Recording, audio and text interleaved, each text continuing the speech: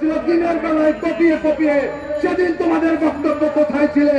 মূলত তোমরা হচ্ছ সবাই এক ঠিকানা, তোমরা হচ্ছে আওয়ামী প্রেতাত্মা, তোমরা হচ্ছে খুনি হাসিনার দোসর। এই খুনি হাসিনার দোসর ইসলামকে অবিলম্বে নিষিদ্ধ ঘোষণা না করলে আমরা বাংলাদেশের দেশপ্রেমিক সমস্ত রাজনৈতিক দল, সামাজিক সংগঠন সহ আমরা তীব্রভাবে আন্দোলন করে তুলব। বন্ধুরা, আমি আমার বক্তব্য শেষ করব। পরিশেষে বলতে চাই, আজকে এই উপদেষ্টা পরিষদে কিছু কুলাঙ্গারদেরকে স্থান দেওয়া হয়েছে।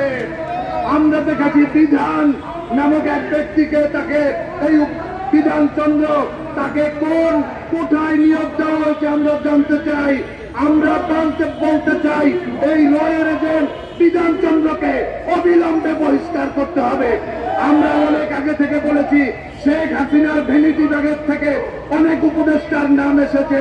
আলী ইমাম মজুমদার, ব্রিগেডিয়ার সাখাওয়াত, আসিফ নজরুল।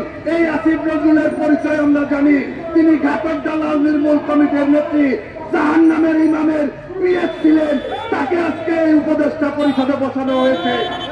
আমরা বাংলাদেশকে একটা স্থিতিশীল বাংলাদেশ দেখতে চাই, তবে বাংলাদেশের 18 কোটি মানুষের মধ্যে 17.5 কোটি মুসলমানদের হৃদয় আঘাত দিয়ে ইসলামের বিরুদ্ধে কটাক্ষ করে ইসলাম মুসলমানদের বিরুদ্ধে অবস্থান নিয়ে কোন শক্তিকে মাথা তুলে দাঁড়াতে দেব না ইনশাআল্লাহ। আপনাদের সবাইকে ধন্যবাদ। আগামী দিনের সকল কর্মসূচিতে আপনারা অংশ নেবেন। আপনাদেরকে ধন্যবাদ জানিয়ে আমার বক্তব্য শেষ করছি। বাংলাদেশ জিন্দাবাদ, বাংলাদেশ লেবার পার্টি জিন্দাবাদ।